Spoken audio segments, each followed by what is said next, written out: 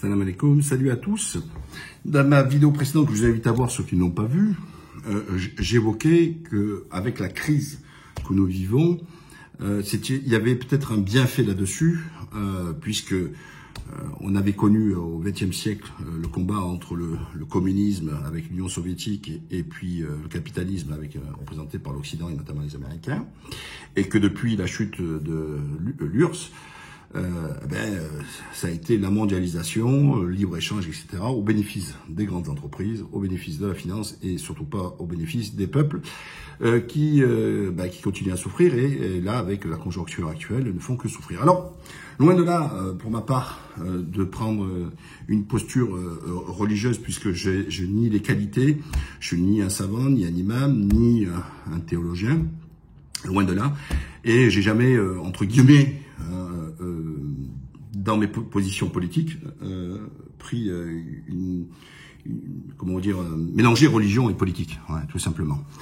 Même si, idéologiquement, bien sûr, ça a une empreinte, notamment sur les sujets sociétaux, comme le mariage pour tous, je suis contre, parce que j'ai une partie conservatrice au regard de ma religion, et pour pas être en opposition de la religion.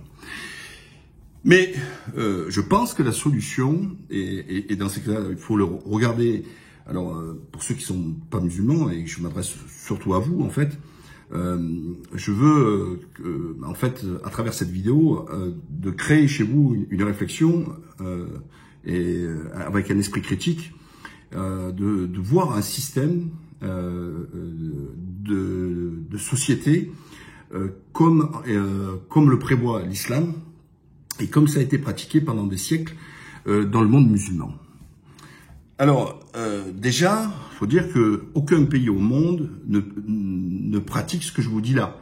Ils sont ancrés dans la mondialisation aussi, dans les pays musulmans, et hélas, tournent le dos à leur obligation, logiquement, dite religieuse. Mais là, le but, c'est de prendre, comme je le dis, les enseignements d'une économie et d'une gestion de la vie de la société, puisque l'économie vit avec le social, l'un ne va pas sans l'autre, de point de vue islamique, et vous verrez que c'est quelque chose qui est, d'ailleurs, qui se définit comme équitable et juste, à la différence même de la République, c'est pour ça que je suis, entre autres, pas républicain, quand on parle d'égalité. L'égalité, c'est la pire des choses, exactement. Par exemple, on ne tient pas compte des enfants, de leur capacité, le nombre de mots déjà qui, en fonction de son origine sociale, en fonction, etc., de tout cela, du nord au sud de l'est à l'ouest, c'est exactement le même programme, c'est stupide. Par contre, on a vu que quand on s'affranchit de la règle égalitaire, on obtient plus de résultats et c'est beaucoup plus pertinent. C'est pour ça que l'islam est équitable quand la France est égalitaire et qui crée encore plus d'inégalités. Et je vais vous donner des exemples concrets. Quand Macron, et je lui donne crédit là-dessus, il dédouble les classes dans des quartiers difficiles, etc., pour permettre l'acquisition de l'écriture, de la lecture assez rapidement, notamment pour le CP, on voit bien que c'est pas un traitement égalitaire, c'est un traitement équitable. Donc il en donne plus à ceux qui en ont besoin. Voilà. Quand on faisait à l'époque ce qu'on appelle les zones franches, on disait un territoire est démuni et on veut faire venir des entreprises, donc on fait une attraction fiscale, etc. Donc on fait un cas particulier. Vous voyez, on respecte pas le principe d'égalité vu par la République, on crée justement de l'équité en disant ce territoire, il en a plus besoin, on met les moyens.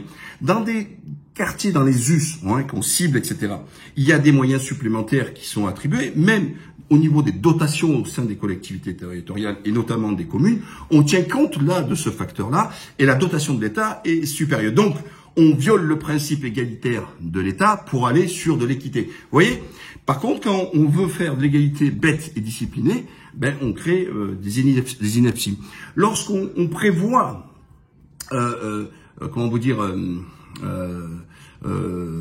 sur plein de points, on dit voilà, non, c'est le principe égalitaire, homme-femme, comme la police. Quand on dit que c'était, à l'époque, il fallait, je crois, 1 million pour entrer la police, 1,60, 65, etc. Hop, on me dit, c'est discriminatoire. Et donc, du coup, on prend des gens, même s'ils sont nains, etc. Après, l'histoire pour des femmes. Et c'est devenu n'importe quoi, au nom de l'égalité. Voilà, c'est complètement stupide. Il faut un système équitable. ayant maintenant vous donné un peu l'environnement de tout ça, je vais entrer dans le vif du sujet, dans les propositions. Le système islamique a cette vertu qui arrive à pouvoir conjuguer la liberté d'entreprendre, donc le capitalisme. Je prends un produit, je vends un produit, c'est le capitalisme. Je prends mon bénéfice, etc., etc. C'est le capitalisme. À la différence d'une économie administrée qui est contrôlée par un État comme à l'époque de l'Union soviétique, où les gens ils n'étaient pas payés, ils avaient droit, ils étaient payés en nature avec des tickets de rationnement, de riz, de café, tout ça, etc., etc. Et donc, l'islam prévoit la liberté d'entreprendre. Donc, voilà. Et le deuxième volet, c'est le social. Donc, le social, c'est quoi? C'est comment prendre en compte dans une société ceux qui ont des fragilités, qui peuvent être des fragilités physiques, par rapport pour le handicap, des fragilités parce qu'ils n'ont pas un corpus, je veux dire, de formation qui leur permet de trouver peut-être un emploi, etc. Donc, c'est tous ceux qui sont dans le besoin, et donc ça va avec les deux, donc l'économie, donc créer, pouvoir gagner de l'argent, et puis de l'autre côté, le social, la redistribution. Si on part dans une société qui est gérée de façon islamique sur le plan économique, je parle purement sur le plan économique, ben, les entrepreneurs, eh bien, depuis l'époque de la naissance de l'islam, ben, peuvent commercer, aucun souci. Il est dit aussi que le salarié doit être payé en corrélation avec le coût de la vie. Voilà. Et là, on retrouve ce que on appelle le salaire minimum. Sauf que nous, souvent en France ou ailleurs, quand il existe, le salaire minimum ne correspond pas au minimum pour vivre. Et c'est d'autant plus vrai que l'État lui-même reconnaît cela, puisqu'il donne la prime pour l'emploi, pour les smicards, la prime de ceci, etc. Donc en fait, il fait payer à la collectivité ce que le patron ne veut pas payer. Voilà, ça c'est clair. Et donc, quand on donne des allocations, le logement, tout ça, etc., ben, on leur donne, les smicards y ont droit. Pourquoi? La prime de Noël, la prime de ceci, enfin les chèques cadeaux, les chèques what you want là, la prime de rentrée scolaire, etc. Vous voyez, là encore, l'État donne en fait ces aides, notamment par exemple pour la rentrée scolaire. C'est pas égalitaire, c'est pas toutes les familles qui y ont droit. Non, pas du tout. C'est seulement ceux qui correspondent à un profil par rapport à des revenus. Voilà. Ce qui était égalitaire, et par contre c'était juste, c'était pour la démographie comme De Gaulle, dans l'esprit de De Gaulle, les allocations familiales, elles étaient données de façon égalitaire, quels que soient les revenus des personnes. Sauf que, entre-temps, qu'est-ce qu'ils ont fait? Et dans ces cas, moi je pense qu'il aurait fallu être plutôt équitable. Ça veut dire quoi? C'est-à-dire que, dans leur principe, ils ont violé le principe égalitaire vis-à-vis des enfants, considérant que ceux qui ont les moyens n'ont plus accès aux allocations familiales, sauf que c'était pas l'esprit de De Gaulle, là-dessus. Et donc, ils ont fait un traitement différencié. Mais si l'argent, s'ils avaient été justes jusqu'au bout, si l'argent qu'on a enlevé aux riches qui avaient des enfants, des allocations familiales, il aurait fallu augmenter, rebasculer cette économie faite là-dessus, le rebasculer pour les familles les plus modestes. Parce que les allocations, on peut pas dire que, contrairement à ce que les gens, on vit avec des allocations. On vit pas avec, je sais pas, ces 2 enfants, 170 €. Mais vous avez vu qu'un enfant, ça vaut 70 € par mois, pour 2 personnes, vous avez craqué ou quoi? Ça coûte très cher. Ça coûte très très cher, aujourd'hui, d'élever les enfants.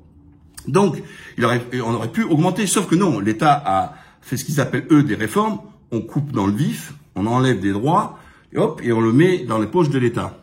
D'accord? Deuxième volet, lorsqu'il y avait la part fiscale, donc pour ceux qui payaient des impôts, tenant compte des enfants, ils avaient la part fiscale, qui était à 2500 € et réduite au fur et à mesure, jusqu'à Hollande et tout ça, et Macron, pour la réduire, je crois aujourd'hui, elle doit être à 1000 €, 1000 et quelques euros, d'abattement par rapport aux enfants sur le plan fiscal. Voilà. Donc, c'est ce qu'ils appellent des réformes. Les réformes, c'est être injuste. Vous voyez? Voilà. Et pourtant, ils prétendent après l'égalité, etc.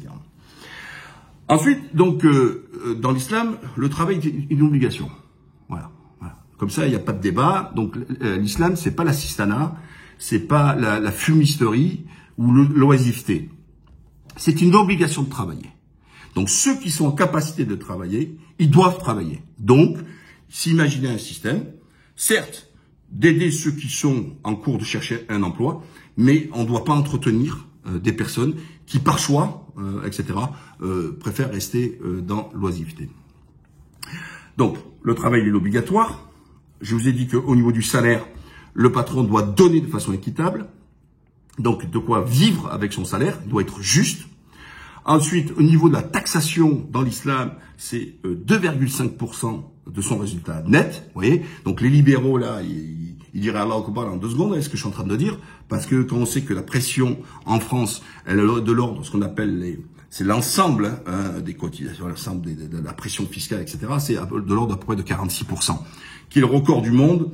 Et on était 2e pendant longtemps et on a largement dépassé maintenant le Danemark, qui était le 2e pays au monde en termes de ce qu'on appelle ça me reviendra, mais les prélèvements obligatoires, ça s'appelle. Voilà, les prélèvements obligatoires. Donc, vous voyez, c'est entre 2,5 et 46, il y a de la marge. Alors, vous allez me dire, mais alors Mourad, comment l'État peut vivre dans ces cas et subvenir à ses besoins, etc. Ben, justement, ça donne déjà la limite. Il faut déjà redéfinir ce qu'on appelle le périmètre de l'État. C'est-à-dire qu'il faut moins d'État et plus de responsabilité. Comment ça se traduit? Les patrons, alors vous pouvez faire un leg, par exemple, et sans le savoir, vous voyez, à l'époque je ne savais pas, c'est ce que j'ai fait en Afrique. J'ai aidé une personne pour créer du poulet, tout ça, une infrastructure, élevage de poulet, et je lui ai dit, on fait 50-50, et mes 50%, quand je gagne de l'argent, tu retrouves une autre personne pour monter une autre entreprise. Eh ben, il faut savoir que dans l'islam permet de faire ça, et les musulmans, à l'époque, faisaient ça, de la transmission, notamment en Algérie, sauf que la France, quand elle est arrivée, ben, elle a tout effacé, elle a tout récupéré, mais ça, on n'en parle pas, d'accord? Donc, il y avait ce système-là, où des gens qui étaient riches, achetaient un terrain, par exemple, etc., ils payaient à juste titre le paysan, et le bénéfice, il devait permettre d'acheter un autre terrain ou de faire profiter quelqu'un d'autre, etc. Donc, voilà. Et pourquoi, moi, je vous dis que je préfère ce système de responsabilité qu'un système de paternité, comme en France, où l'État est trop présent? Ça veut dire que on vient vous prendre de l'argent, et on vous dit, tiens, bah, écoute, c'est pour le social. Et en fait, ça vous enlève votre propre libre arbitre et votre générosité individuelle. Puisqu'on vous prend d'office de l'argent pour le redistribuer à d'autres avec leurs propres critères à eux. Donc en gros, on vous vole de l'argent pour donner aux autres sans respecter vos propres critères. Voilà. Alors que si on fait on responsabilise les gens, déjà on vire les abus. Hein, ceux qui trichent, ceux qui se déclarent pas, ceux qui font de l'excès, etc. Non, puisque directement les entreprises et aussi les commerçants. C'est-à-dire quand quelqu'un est dans le besoin, eh ben il va demander directement aux commerçants. C'est fait pour ça. D'accord? Il va demander à l'entrepreneur. Et l'entrepreneur, appréciant la chose et tout, si vous faites ça tous dans un environnement le plus proche, hein, c'est-à-dire qu'il faut que tout cela se passe à une échelle la plus proche, pas à une échelle beaucoup plus grande. Parce que le gars, il le connaît, il sait que c'est quelqu'un qui est dans le besoin là, il vient de perdre son emploi, il a un problème, il a une naissance, un décès, il a un truc, tiens, je te donne de l'argent. En Algérie, tout ça, ça se fait. En Turquie, actuellement, ça se fait encore. Alors, etc., quand les gens qui sont dans le besoin, ils vont le voir. On a des restaurateurs qui mettent, si vous n'avez pas d'argent, etc., vous pouvez vous asseoir et manger. Il y a des magasins où ils mettent carrément une armoire à l'extérieur, etc., et ceux qui sont dans le besoin, ils se servent. Alors, en France, on commence doucement à le faire et on a l'impression d'avoir inventé le monde. Vous savez, le pouce. Hein. Le mec, il dit, voilà, je prends un café, je laisse un café pour quelqu'un qui a le besoin, ou un sandwich, etc. Mais vous n'avez pas découvert la Lune, c'est l'islam qui a fait ça. D'accord? Et c'est il y a 15 siècles en arrière. Donc vous voyez, vous avez rien inventé. L'islam a prévu ça. Et donc, c'est vrai parce que les gens vont me dire, ouais, mais Mourad, après, il y a des tricheurs. On peut rien faire, en fait, sous prétexte qu'il y a toujours des gens qui veulent s'affranchir de la règle, il y a des tricheurs. Mais les tricheurs, il faut les sanctionner. Et puis, on va pas tout jeter parce qu'il y a une poignée de tordus. Il y aura toujours une poignée de tordus. D'accord? Donc, le but, c'est d'avancer, essayer de trouver le 100%, ça n'existera pas. Et donc, je vous le dis, en Turquie, ça existe encore. Vous allez voir les magasins, il y a des restaurateurs qui font, etc. Donc, là, on voit le côté social. Et ça va en plus des 2,5%. Hein. Les 2,5%, ça permet à l'État de s'organiser, tout ça, etc. Et puis, les autres, il faut qu'il y ait le libre arbitre, la liberté de pouvoir, et surtout responsabiliser. Parce que regardez, on a une société confiscatoire, on vient, on prend le pognon, on dit qu'on distribue, quand vous voyez les gens dans la rue, vous fermez les yeux. Ou quelqu'un qui est dans le besoin, vous fermez les yeux. Pourquoi? Parce qu'on déresponsabilise. Voilà. Et donc on l'a, vous l'avez vu là, dans ceux qui sont dans le besoin, l'islam répond à ça. Donc, on a vu sur la pauvreté, on a vu sur la responsabilité, on a vu sur l'entrepreneuriat, les taxes, tout ça, etc. Et je pense que le politique, aujourd'hui, il fait croire qu'il maîtrise l'économie, il maîtrise que dalle, hein, il fait rien du tout. Et c'est pour ça que les gens fuient les élections. Et c'est un sentiment partagé, hélas, mondialement, où on a l'impression, où les politiques font croire qu'ils ont le pouvoir de tout faire, et à la fin, ils ne font rien, ou ils le font mal, et les gens leur en veulent. Mais parce que, aujourd'hui, surtout avec la mondialisation, c'est que c'est le marché qui dicte la conduite des politiques, et c'est pas les politiques qui dictent la conduite à l'économie. Et donc, si on part sur un schéma islamique, comme je viens de vous le dire là, on est dans un système qui est équitable et qui est juste. Et juste pourquoi?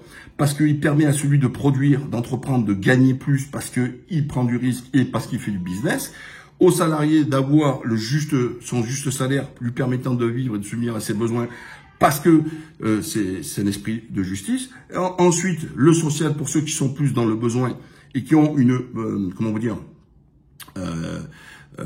ils ont besoin qu'on leur donne plus d'attention et plus de moyens, ils y ont droit. C'est pour ça que quand je vois même à la gauche, tout ça, etc., j'éclate de rire. Quand on voit Mélenchon, il dit « Ouais, moi, au-dessus de truc, je prends tout, etc. » Mais c'est quoi ce truc-là? Pourquoi? J'ai l'impression que c'est criminel de gagner de l'argent, etc. Non. Mais un système qui permet à ces personnes-là d'être plus participatifs, etc. Je vois pas pourquoi on arrive, allez, on spoil. Non, il faut convaincre les gens, il faut leur expliquer, il faut les responsabiliser, etc. Voilà.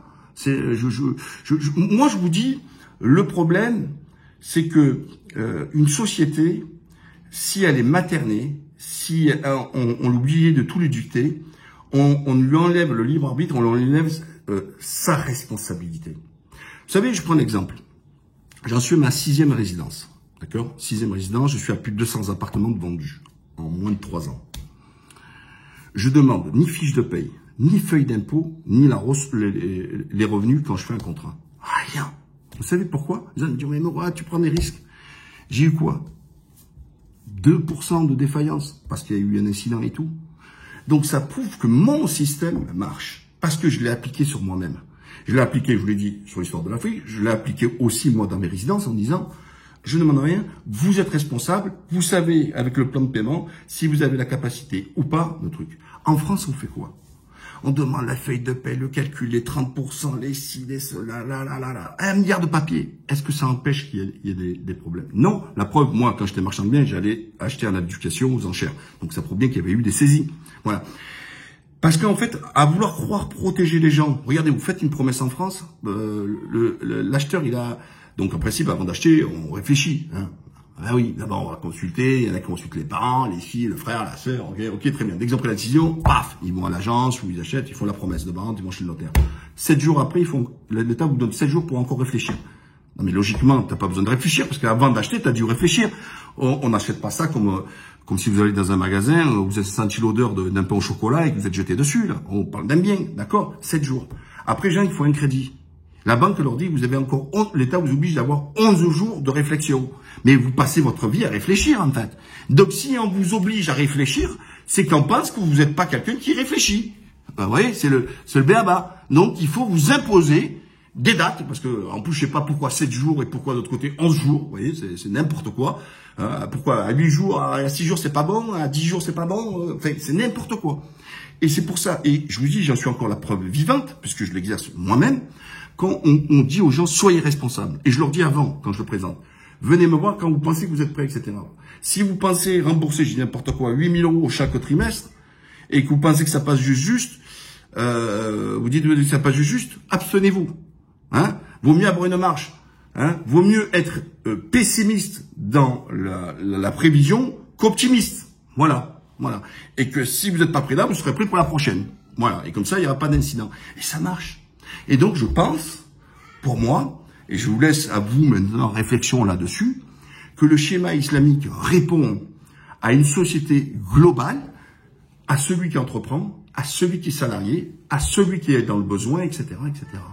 Voilà, c'est ça. Je pense que la manière économique musulmane est à ce jour, pour moi, la meilleure des réponses de notre situation actuelle, qui a prouvé toutes ces défaillances, puisque dans les pays soi-disant riches, ça n'empêche pas d'avoir des scores comme en France, 10% de pauvres, j'en parle même pas aux États-Unis, paradoxalement. On appelle ça un pays riche, mais qui contient beaucoup de pauvres. Et puis les pays pauvres, où il y a une poignée qui se gave, et puis le reste, les 90% qui le regardent se gaver. Ça marche pas. Et même dans les pays qu'on dit soi-disant musulmans, etc. Parce que ils ont choisi un choix économique de la mondialisation avec les mêmes critères que celui de l'islam qui prévoit justement de l'équité et de la justice. N'oubliez pas, abonnez-vous, partagez, likez et compagnie. À la prochaine. Salam alaikum.